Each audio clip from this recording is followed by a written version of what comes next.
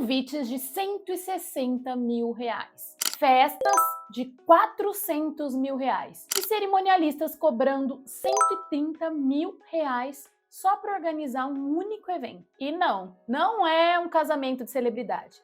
É aniversário de criança. Hoje a gente vai olhar além do brilho dos balões e falar sobre como essas imagens de ostentação influenciam o nosso jeito de lidar com o dinheiro e o que a gente pode ensinar para as crianças para que elas cresçam sabendo diferenciar luxo de valor. Então, vem comigo!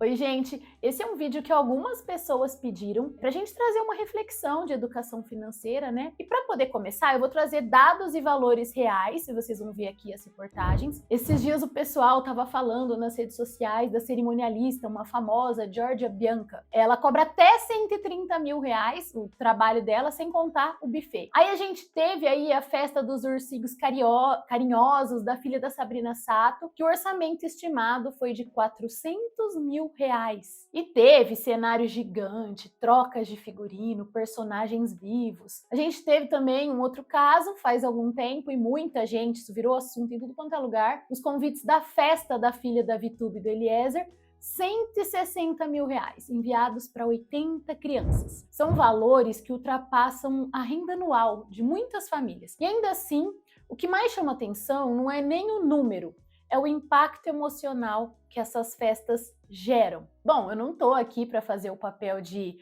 criticar a decisão das famílias, esse pessoal que tem uma realidade muito diferente da nossa, que pode se dar esse luxo, pode proporcionar isso para criança. Isso aí é da esfera pessoal e eles já deram muitas entrevistas, a Vitube e o Eliezer, eles contribuem com muitas outras causas, comentaram até que o orçamento está dentro do que eles podem pagar. Então a gente não vai vir aqui com um olhar de julgamento, ai que isso é absurdo, tananã, tananã. Eu vou trazer para vocês um olhar diferente, que é o que eu gosto sempre de fazer aqui no canal. Colocar a gente para pensar e para refletir sobre o impacto na gente. A gente não vai falar do outro, a gente vai olhar para nós e para o que a gente pode fazer com relação a isso que a gente vê nas redes sociais, essas festas aí dos filhos de famosos, tá bom? Então vamos cultivar essa sensibilidade de sempre olhar para si, em vez de ficar cuidando da vida do outro, né? Aí pra gente poder entender um pouco mais, para eu poder chegar no ponto que eu quero trazer para vocês,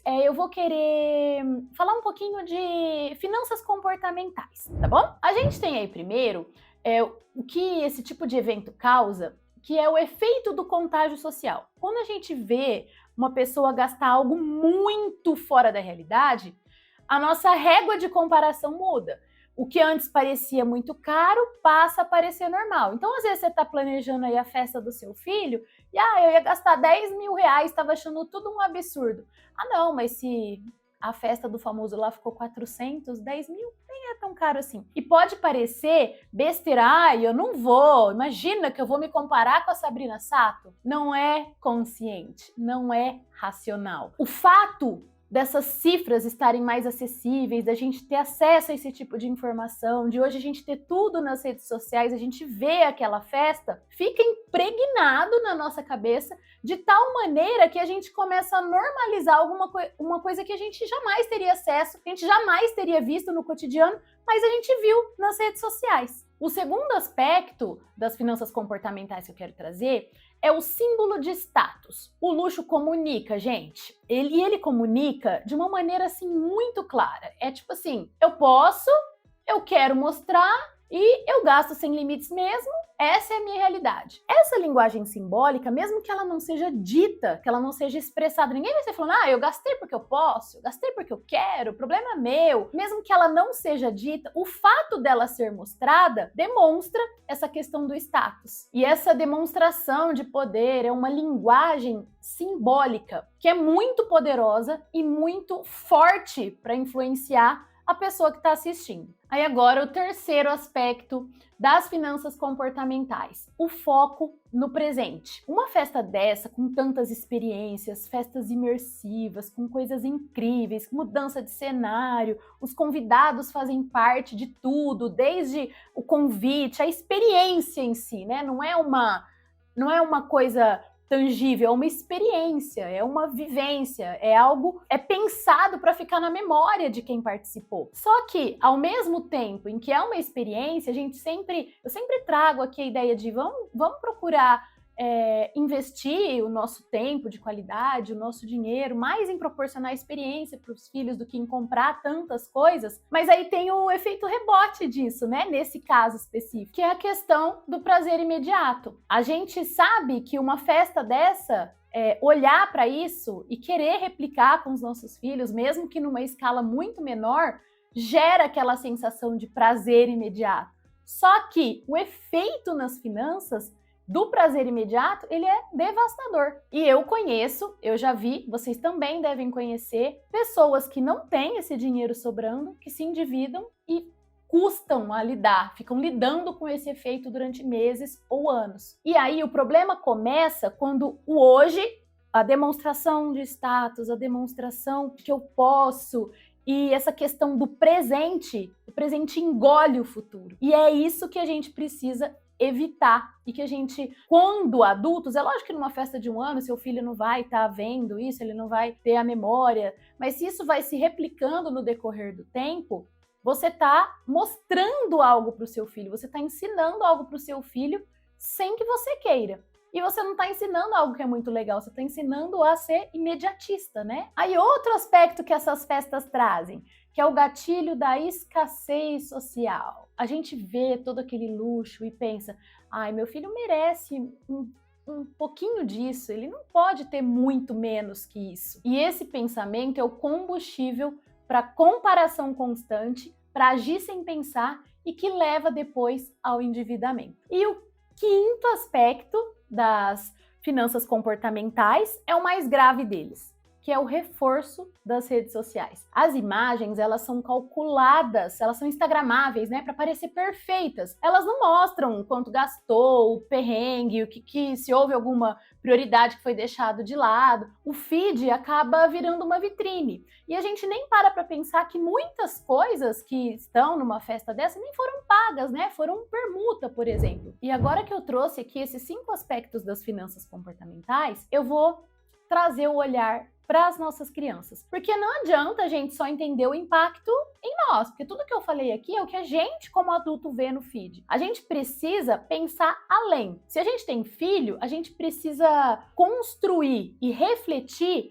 sobre o que essas referências que a gente acaba levando para eles constrói no imaginário de uma criança. E aí, se a gente está falando de uma festinha de aniversário, como que a gente pode educar as crianças nesse cenário? A primeira coisa, a partir do momento em que a criança já tem ali a compreensão numérica de operações matemáticas, você já pode trazer algumas questões do orçamento, mas antes disso, envolva a criança na festa. Muitas vezes o que ela espera, a ideia de luxo é só sua, porque para a criança o que ela espera é uma experiência muito mais simples. E a partir do momento em que a criança tem participação ativa no planejamento, ela escolhe o tema, mas você define o orçamento, você faz escolhas dirigidas, você vai transformar o limite financeiro ou o que pode e o que não pode num desafio criativo. Então, se a criança já entende operações numéricas, você quer fazer isso? E será que a gente consegue fazer isso que você sugeriu gastando tanto?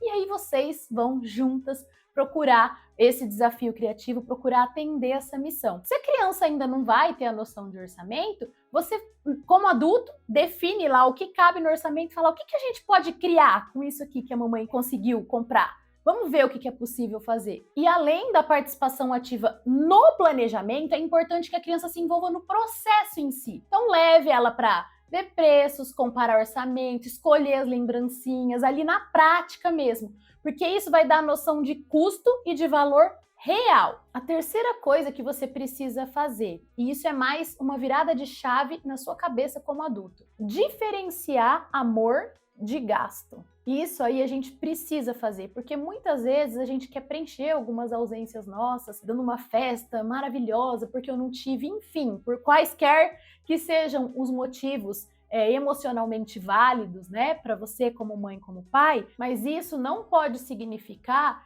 que o seu amor é maior quando você faz uma festa grandiosa. Então conversa com a criança sobre presença, carinho, atenção, que isso não está vinculado ao tamanho da festa. Pega um álbum de fotos e mostra momentos e histórias importantes, uma festa de quando você era criança, uma memória incrível que você teve. E fale abertamente sobre eles terem muito valor, esses momentos, e terem custado muito pouco. E aí aqui é uma dica mais de economia, né? Quando for pensar na festa da criança, valorize as experiências compartilhadas. Aí envolve a família, os amigos na montagem, cria lembrancinhas afetivas, antes, durante, depois.